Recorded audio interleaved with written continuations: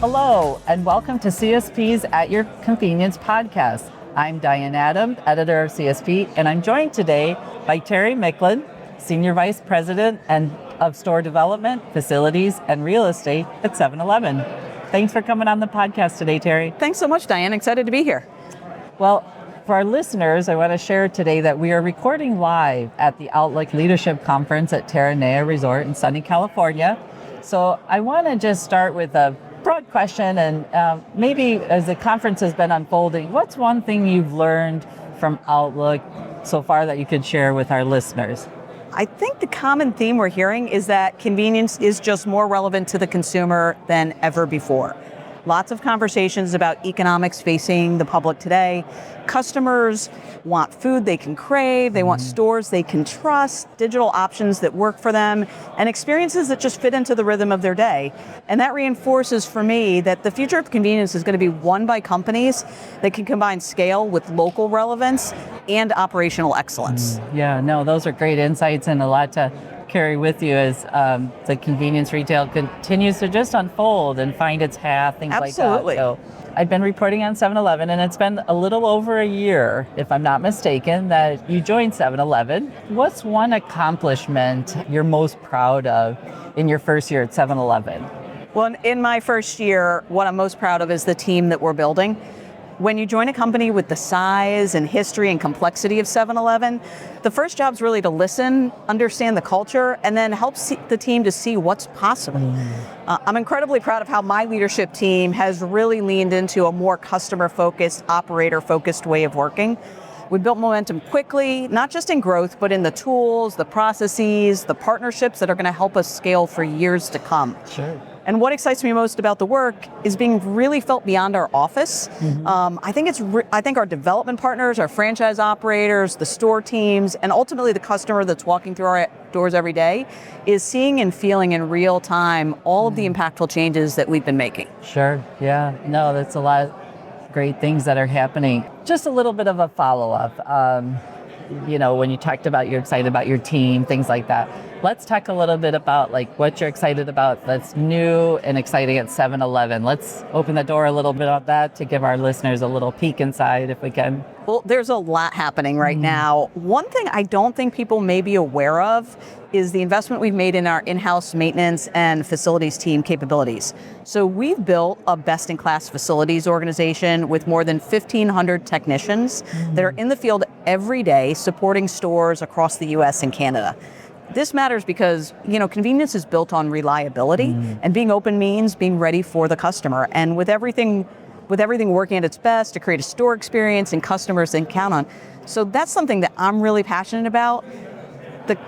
Hopefully it's invisible to everyone else, which is why I don't think anyone sees it, but it really unlocks all of these capabilities for our store teams and for the customers every day. And then, listen, on the fun side, right, the brand's showing up in new ways. We have 7 Collection, our own branded apparel and accessories, which lets people literally wear their love for 7-Eleven. And through 7-Eleven app and 7 Now, customers can get some of our really craveable items delivered right to them. We've got an expanded private label offering that includes our new 7 Selección line, as well as our Fusion Energy. So when I'm thinking about what's exciting, it's the combination of operational excellence, brand energy. We're making those stores work better, and we're making the brand more fun to engage with. Yeah, so a lot of stuff behind the scenes. Oh, goodness, so thanks for kind of pulling back the curtain on that, because it's like you guys are busy, and there's a lot of moving parts. I want to talk about something that's more, you're an expert in the wheelhouse when it comes to new stores, things like that, building, things like that. 7-Eleven plans, for our listeners, 7-Eleven plans to open roughly 1,300 additional new standard stores by 2030. Let's talk a little bit about, could you define what new standard stores looks like? How can you share that with us? The new standard store is really our blueprint for the future of convenience. So it's larger, it's brighter, it's more food forward, it's more digital, it's easier to shop. The stores typically range from around 4,600 to 5,300 square feet. And the experience starts even before you walk in. So you see the modern storefront, the warmer materials. We've got this abstract 7 wood grain design, so it feels welcoming and current. And then inside, the store's built around how people actually live and shop today. You'll see expanded hot and cold grab and go with high protein snacks, our bottled and self-serve beverages, of course, Slurpee and Big Gulp, and in many locations, restaurant concepts like our Speedy Cafe, Raise the Roost, and Laredo Taco Company. But the key of the new store standard, it's really about choice. Like, you can shop with a team member, you can use our assisted self-checkout, you can order through 7 Now, fuel up and go. Whether you're driving a car, a diesel truck, or charging an EV, the goal for us is really the same, to make every stop easier, brighter, and more satisfying. It's not just our new store design, it's our promise to the customer. So I'm sensing a lot of goal, less anything to create frictionless experience, things like that. Those are all in things to consider. Yeah, you've heard me say that really great design eliminates friction for the customer. Yeah, for sure.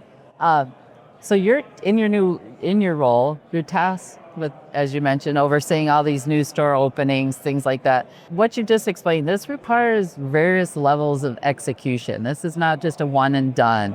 What does it take to succeed in this role and bring it to the 7-Eleven brand and things like that? Can you share a little bit about that? Of course. Well, the simple answer really is it starts with great people, clear standards, and disciplined execution. Our team is responsible for finding and opening new locations, but then also maintaining them, optimizing, and improving a portfolio of over 12,000 stores across both the US and Canada.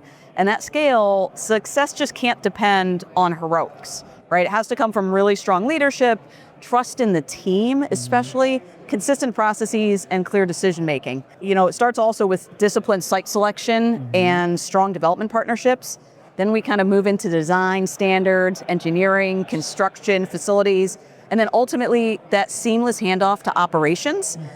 One area I'm really excited about is bringing more architectural and engineering capacity in-house. It gives us better control of our standards, better speed, a clear connection between the strategy and then what actually gets built in the field.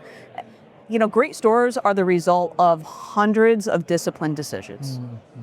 At the end of the day, my job is to make sure all those pieces come together, really, so that when a customer walks in one day, the store feels ready, the team feels proud, right? They're enjoying their experience, and that experience really feels unmistakably 7-Eleven to them. Sure. Lots of exciting momentum with those plans. 7 & I Holdings plans to remodel at least 7,000 convenience stores in North America by 2030 as part of the broader transformation of its 7-Eleven business. How's that going? Can you share that with our listeners?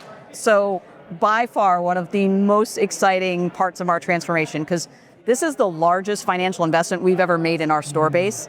It's a once-in-a-generation opportunity to reset the customer experience across North America. We're focused on bringing stores up to current standards in ways that customers can immediately see and feel, from the exterior presence, the entry experience, brighter interiors, improved merchandising for sure, upgraded food service, better layouts, and stronger operational processes. And we're in the pilot stages right now, which is exactly where we should be. We're learning, measuring, iterating. We're making sure the model's right before we scale rapidly. This year, we're going to complete our first 200 transformations. This isn't just cosmetic, right? This is about creating a step change in customer experience, brand consistency, and operational excellence. So when the customer walks into a transformed store, we want them to think that this feels like the future of 7-Eleven. I can sense the excitement. I can sense that I'm sure you and your team are excited about this, and thank you for sharing all this. I think our listeners are appreciative to just kind of pull back a little bit on this growth, because this is a lot of growth for 7-Eleven. And I want to give the opportunity for you to address in fiscal 2026, CSP reported 7-Eleven said it expects to close 645 locations in North America. Can you talk about that a little bit and share with our listeners so that they can get a sense, and love to hear your thoughts on this? No, I appreciate you asking that. And first and foremost, this is about network optimization. So when you operate a system as large as ours with stores that have come into the portfolio through different acquisitions, different formats, different trade areas, you continually have to evaluate whether each location can deliver the customer experience and the brand promise we expect. But the broader picture is really important, right? Like we just talked about, we're planning roughly 1,300 of our new standard stores, more than 7,000 remodels, and then continued optimization of the network. And in some cases, when stores are not performing where they need to be, or we don't have a realistic long-term path to bring them up to our standards, closing may be the right decision. But these stores do not all simply go away. Some may convert into wholesale or license models because they still serve a need to the community.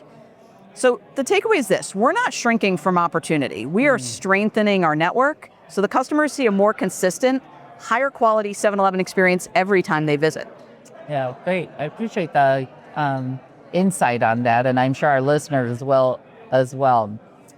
I want to just pull back the lens to a broad, fun question. Okay. You've been in the industry for a long time, so I'm going to end our conversation with something about the C-store industry. And you talked a lot about modernization and where convenience retail is headed. We're here at Outlook where the conversation is just continually buzzing about this.